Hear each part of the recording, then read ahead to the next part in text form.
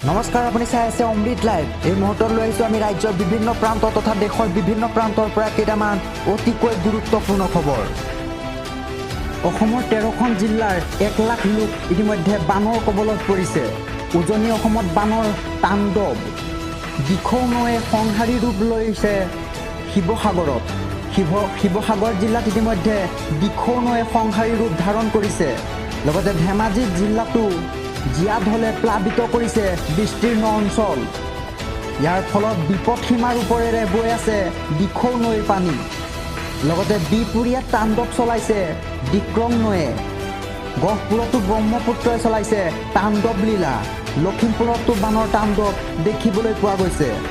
কাকৈ নৈ, গুম নদী আৰু চেনিমাই নৈয়ে প্লাবিত কৰিছে বিস্তীৰ্ণ অঞ্চল।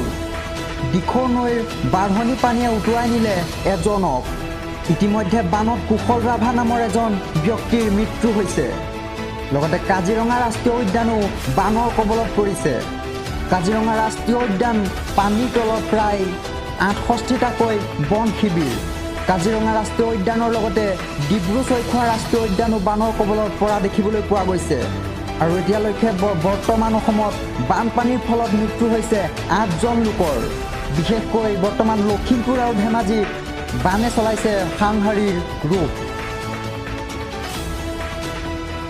ৰোগীৰ মৃত্যুক লৈ উত্তপ্ত পৰিস্থিতি। নিশা ৰোগীৰ মৃত্যুক লৈ উত্তপ্ত পৰিস্থিতিৰ সৃষ্টি হৈছে এখন চিকিৎসালয়ত। চিকিৎসকৰ গাফিলতিৰ বাবে ৰোগীৰ মৃত্যু হোৱাৰ অভিযোগ উত্থাপন কৰিছে। গোৱালপাৰা চহৰৰ লাইফ কেয়াৰ হস্পিটেলত ভৰ্তি কৰিছিল এগৰাকী ৰোগীক। কুন্তলীৰ ইলিয়াছ হুছেইন নামৰ লোকজনক ভৰ্তি কৰিছিল এই চিকিৎসালয়খনত।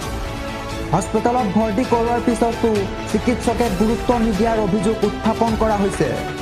বৰ্তমান হস্পিটেলত লোকজনৰ মৃত্যুক লৈ উত্তপ্ত পৰিস্থিতিৰ সৃষ্টি কৰিছে একাংশই। ৰাজ্যত পুনৰ ভয়ংকৰ ঘটনা সংঘটিত হৈছে। এটা মোবাইল চুৰিৰ অভিযোগত নৃশংসভাৱে প্ৰহাৰ কৰে এজন যুৱকৰ। অৱশেষত চিকিৎসাধীন অৱস্থাতে যুৱকজনৰ মৃত্যু হৈছে। আৰু এই মৃত্যু হোৱা যুৱকজনৰ নাম কুন্দন গড় বুলি জানিব পৰা গৈছে। এটা মোবাইল চুৰিৰ অভিযোগত এই নৃশংস প্ৰহাৰ কৰে এজন যুৱকৰ। আৰু ইতিমধ্যে সেই যুৱকজনৰ মৃত্যু হৈছে। মৃত যুৱকজনৰ নাম কুন্দন গড় বুলি জানিব পৰা গৈছে। গোলাঘাট জিলাৰ দৈগুং মিৰি পথাৰত সংঘটিত হৈছে এই ভয়ংকৰ ঘটনাটো। এটা বিদ্যুতৰ খুঁটাত বান্ধি প্ৰহাৰ কৰিছিল যুৱক কুন্দন গড়ক। 1000ৰ ভিতৰত 3 অভিযুক্ত তৰুণ উৰাণ, শ্ৰাৱণ উৰাণ, লগতে জোনাকী ওৰফে শান্তি উৰাণ নামৰ মহিলাগৰাকীকো আটক কৰিছে ইতিমধ্যে আৰক্ষীয়ে। মৰেল পুলিচিঙৰ এই ঘটনাক লৈ উত্তপ্ত পৰিস্থিতিৰ সৃষ্টি হৈছে। ধুবুৰীৰ প্ৰাক্তন বিধায়ক শিলাদিত্যদেৱৰ বিৰুদ্ধে ৰুজু হৈছে গোচৰ। বদৰুদ্দিন আজমলৰ বিৰুদ্ধে বিস্ফোৰক মন্তব্য কৰিছিল শিলাদিত্যদেৱে। মাদ্ৰাছাৰ দৰে আজমলৰ শিক্ষা প্ৰতিষ্ঠান বুলি মন্তব্য কৰিছিল শিলাদিত্যদেৱে। মাদ্ৰাছাৰ দৰে আজমলৰ শিক্ষা প্ৰতিষ্ঠানত একেই ট্ৰেইনিং দিয়া হয় বুলি অভিযোগ কৰিছিল শিলাদিত্যদেৱে। ইয়াৰ পিছতে ধুবুৰীৰ সদৰ আৰক্ষী থানাত AIUDFৰ নেতাই শিলাদিত্যৰ বিৰুদ্ধে দাখিল কৰিছে এজাহাৰ। ইতিমধ্যে ধুবুৰীৰ সদৰ থানাত শিলাদিত্যদেৱৰ বিৰুদ্ধে AIUDFৰ নেতাই দাখিল কৰিছে এজাহাৰ। অপৰাধ নগৰীলৈ পৰ্যবসিত হৈছে মহানগৰ। এইবাৰ গুৱাহাটী মহানগৰৰ মাজমজিয়াতে সাংবাদিকৰ গাড়ী ভাঙি লুটিলে টকা। চান্দমাৰীৰ উৰণীয়া সেতুৰ তলতে সাংবাদিকৰ স্কৰ্পিঅ' গাড়ীৰ আইনা ভাঙি লুটিছে টকা। মাত্ৰ প্ৰায় 20 মিনিটৰ ভিতৰতে গাড়ীৰ আইনা ভাঙি লুটিলে লক্ষাধিক টকা।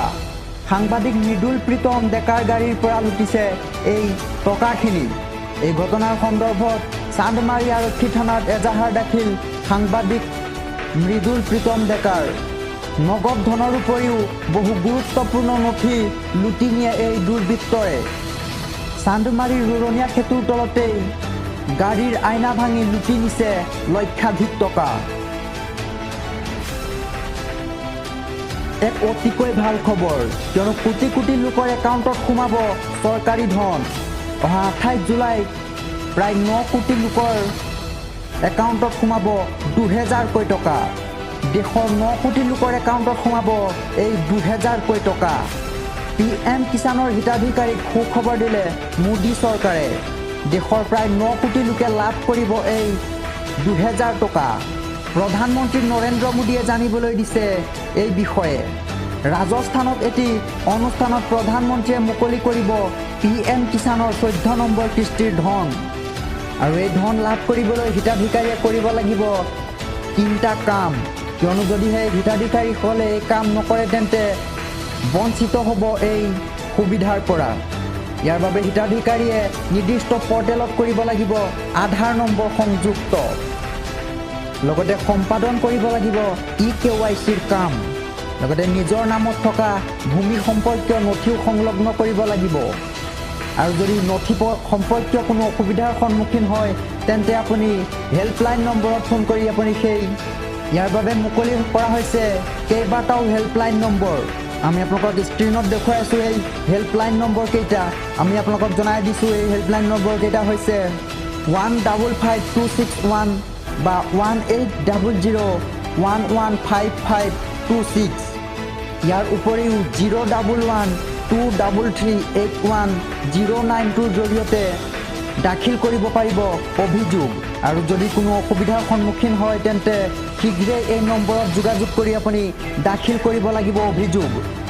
আৰু যিসকল ব্যক্তিয়ে নিজৰ নামত থকা ভূমি সম্পৰ্কীয় নথি সংলগ্ন কৰিছে সেইসকল ব্যক্তিয়ে পুনৰ সংলগ্ন কৰিব নালাগে তেওঁলোকৰ নথি পত্ৰ।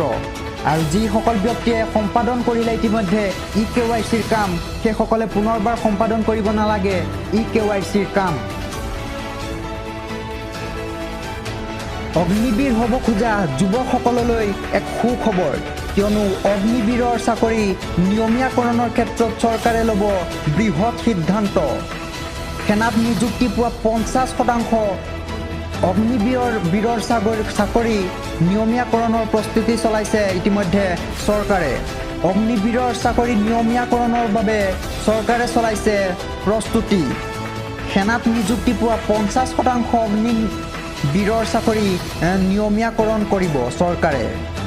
অগ্নিবীৰত যোগদান কৰা সকলৰ বয়সৰ সীমা বৃদ্ধি কৰা হৈছে।